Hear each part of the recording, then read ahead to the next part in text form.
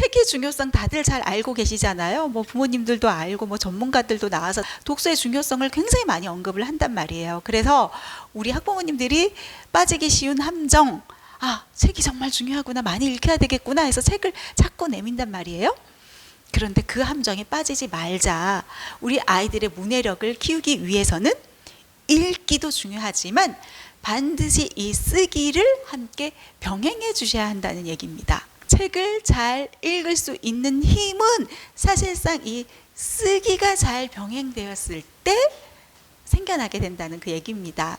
물론 아직 어린 우리 초등 친구들 같은 경우는 쓰는 일이 귀찮기도 하고 어렵기도 하고 힘들 수밖에 없죠. 그런 경우라면은 쓰기보다 읽기를 먼저 해주셔도 됩니다. 가장 쉽게 해나갈 수 있는 게 바로 읽기잖아요. 문해력을 자라나게 하기 위한 가장 쉬운 방법, 우리 엄마들도 옆에서 해나갈 수 있는 방법이 바로 낭독하기입니다. 책을 낭독하게 하라.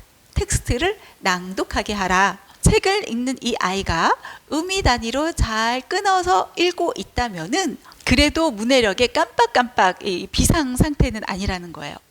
제대로 읽고 있구나, 이렇게 바라보시면 됩니다. 낭독하기를 통해서 우리 아이의 읽기의 유창성을 키워나갈 수 있다는 얘기입니다. 읽기가 자신만만한 일이 되도록, 어렵지 않은 일, 힘들지 않은 일이 되도록 이 읽기의 유창성을 키워주는 것 굉장히 중요하거든요. 그런데 의미 파악이 잘 되지 않는 친구들, 그냥 글자 읽기에만 빠져 지내는 친구들, 어떤 식으로 책을 읽어요? 의미 단위로 끊어 읽지 않는다. 그러니까 어떤 식으로 읽는다는 얘기예요? 이렇게 질문하시는 분들도 계신데요. 바로 이를테면은 철수가 책을 읽는다. 이렇게 누가 무엇을 한다. 이렇게 나눠서 읽어야 되잖아요. 철수가 책을 읽는다. 그런데 의미 단위로 끊어 읽지 않는 친구 같은 경우는 철수가 책을 읽는다. 이런 식으로 읽는다는 거예요. 철수가 거실 한켠에 쌓여있는 책을 찾아서 한 권씩 한 권씩 읽고 있다. 이런 식으로 의미 단위로 끊어서 읽어 내려가게 그런 도움을 주셔야 한다는 거예요. 그런데 이제 아이에게 우리 한번 책 읽어볼까? 한번 책 읽어볼래?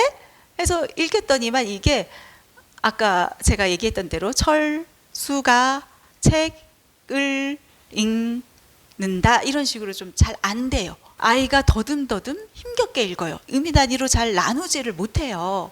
그런 경우는 그럼 어떻게 해야 할까요? 우리 부모님께서 본을 보여주는 거예요. 우리 잘 읽는 엄마가, 아빠가 혹은 선생님이 본을 보여주면 됩니다. 그렇게 해서 텍스트를 동시에 바라보고 귀로 듣게 그렇게 해 나가도록 하면은 아이가 요렇게 읽는 거구나, 요렇게 의미를 나눌 수가 있는 거구나 해서 알아가기 시작한다는 거예요. 그리고 좀 잘 안 되는 친구들 같은 경우는 이렇게 본을 보여주는 것 플러스로 더해서 따라 읽게 하는 것도 한 방법이죠. 엄마가 먼저 철수가 책을 읽는다. 한번 읽어볼까? 철수가 책을 읽는다. 이렇게 따라 읽게 하는 것도 한 방법입니다. 이 기초적인 방법, 낭독하게 하고 의미 단위로 끊어 읽게 하고 이게 정말 쉽잖아요. 도와주기 쉽잖아요. 그만큼 또 굉장히 중요한 단계라는 거예요. 그런데 이제 이 단계가 끝났어요. 이제 다음 스텝으로 가야 돼요. 그러면 어떤 방법을 해나가면 좋냐 하면은요. 텍스트 내용을 읽고 분석하게 하라는 겁니다. 제가 수업 시간에 해나가는 것들이에요. 다. 저 같은 경우는 신문 활용 수업을 하고 있거든요. 신문 기사를 선택을 해서 아이들에게 그걸 가지고서 읽고 분석하고 정리하게끔 그런 수업을 이어나가고 있단 말이에요.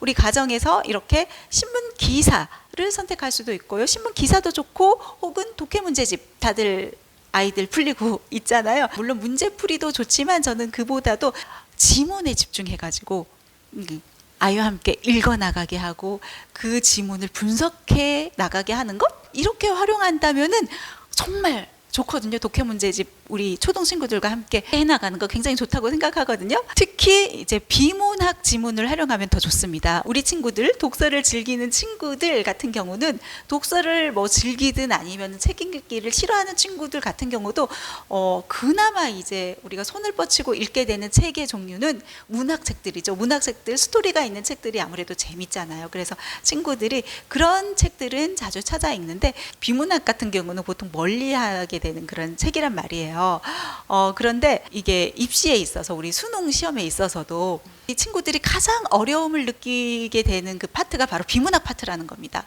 왜일까요? 우리가 자주 접하지 않기 때문에, 자주 읽지 않기 때문에, 우리가 흔히 자주 읽게 되는 책들은 스토리 위주의 문화책이라는 거예요. 그래서 우리가 초등시기부터 뭐 책이 아니더라도 독해 문제집의 지문을 통해서라도 혹은 신문 기사를 통해서 이렇게 자꾸 비문학을 경험할 수 있게 비문학에 노출시켜 주시고 자꾸 읽게 해 주는 거예요.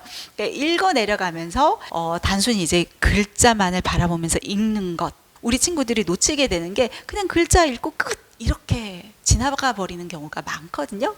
그래서 이거를 집에서든 어디서든 뭐 30분이든 60분이든 이렇게 시간을 정해 가지고 이 비문학 내용에 대해서 이제 중요 내용을 이제 찾고 밑줄 긋고 형광펜 긋고 중요한 것들을 찾아 나가는 그런 방법들도 알려주고, 그리고 그거를 단순히 우리가 문제풀이에서 오지선다형 이렇게 객관식으로 이렇게 무언가를 택하게 혹은 OX 문제로 이거는 맞고 이건 틀리고 이런 식의 접근이 아니라 우리가 중요한 내용을 한 문장으로 한번 정리해 볼까 해서 직접 정리하게끔, 혹은 여기 이 문단에 우리 제목을 붙여주자 해서 제목으로 정해가지고 제목을 만들어주는 그런 작업들, 중요한 의미를 파악하는, 중요한 의미를 정해서 이름을 붙여주는 그런 활동을 해주는 것도 굉장히 의미 있고 아이의 문해력 향상에 굉장히 도움을 줄 수 있다는 얘기입니다. 그렇게 해서 그 지문을 또 짤막하게 요약해 나가게끔 그렇게 요약하게 훈련도 되고요.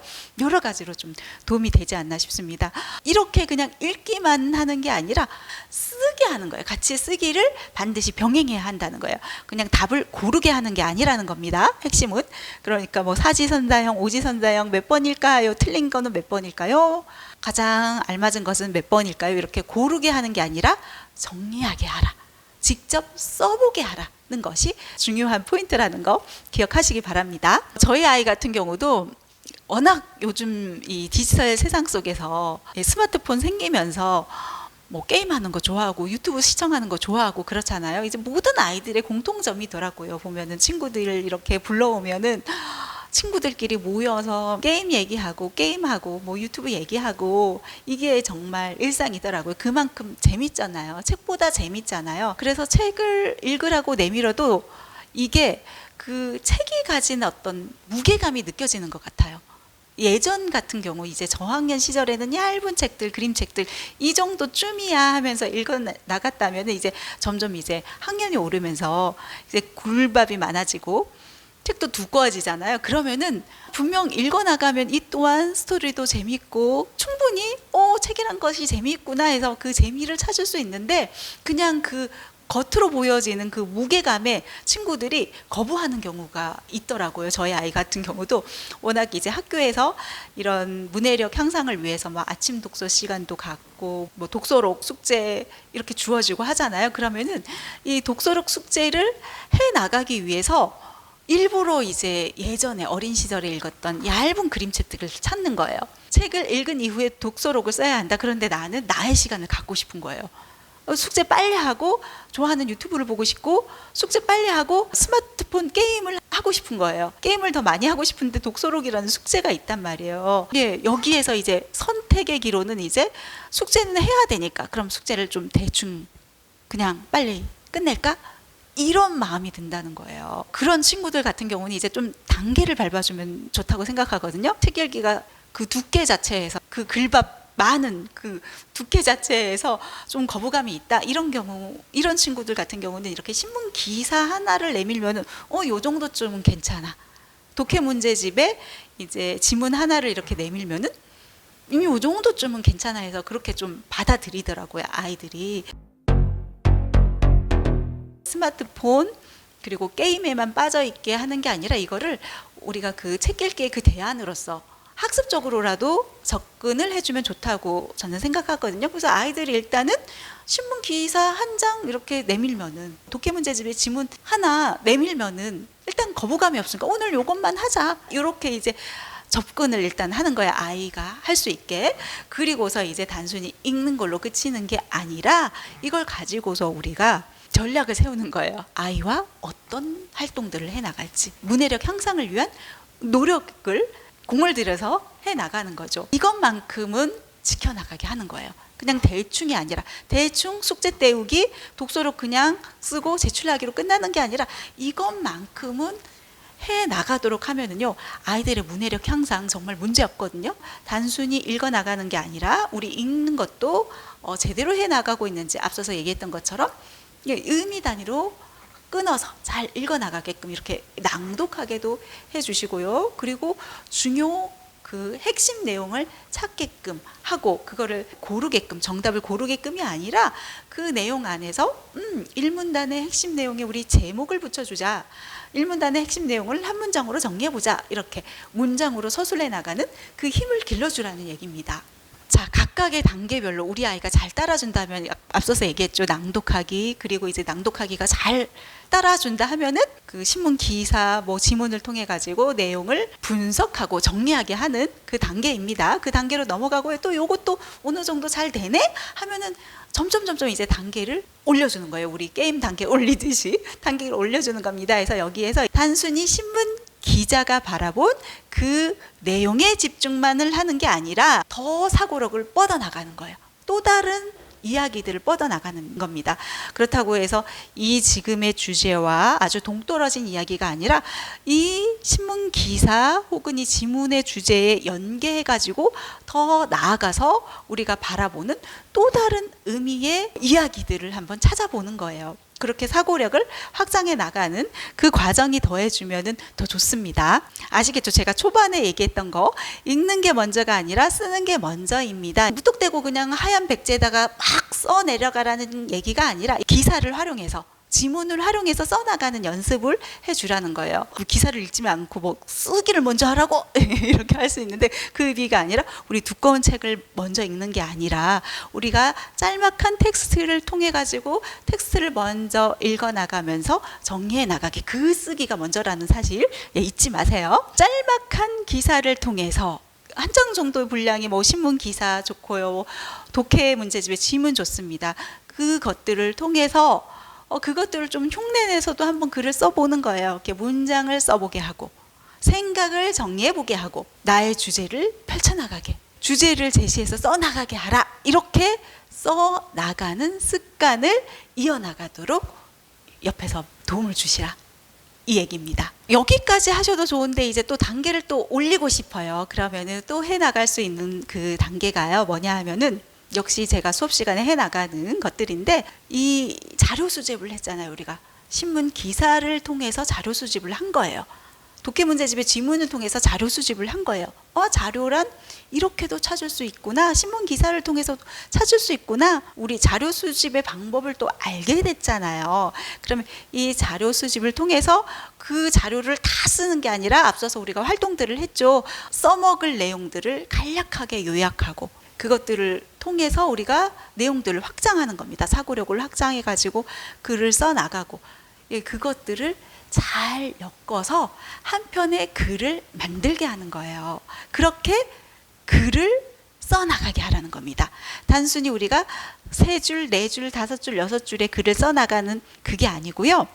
정말 정식으로 한 편의 글을 쓰게끔, 그러니까 뭐 4문단, 5문단, 6문단 이렇게 문단이 들어있는 글을 써나가게 하라는 겁니다. 문단이 들어있는 글을 써나가다 보면요, 자연스럽게 글의 구성의 흐름을 알게 되거든요.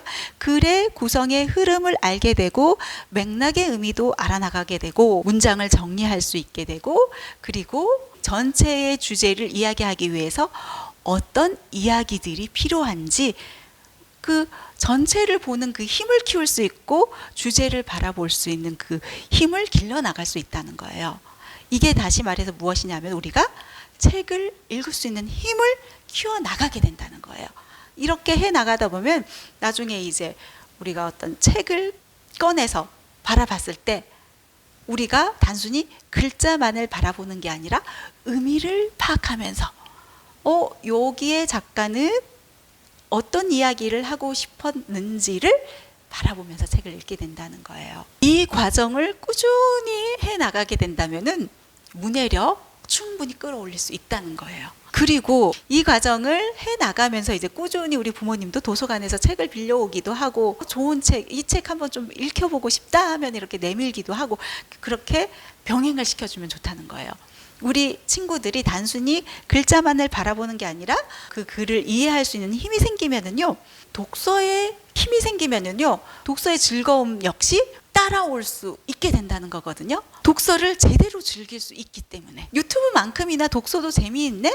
하고서 그 독서의 재미를 알게 된다는 거예요. 독서의 즐거움을 알 수 있는 그 기회가 생겨난다는 거죠. 문해력을 키워나가기 위한 이런 쓰기 과정, 정해 나가는 과정은 반드시 있어야 한다. 그리고 덧붙여서 노력해 주셔야 할 게 독서도 같이 병행해 나가도록 그렇게 쓰기가 먼저이고 그 이후에 이제 독서도 같이 해 나갈 수 있도록 이제 책을 권하고 읽게 하고 내밀고 이런 과정 또한 같이 가야 한다는 얘기입니다. 사실상 책이 먼저가 아니라 책을 읽을 수 있는 그 힘이 중요하다. 이 사실 좀 기억해 주시고요. 네, 오늘 이 시간 여기서 마무리하겠습니다. 감사합니다.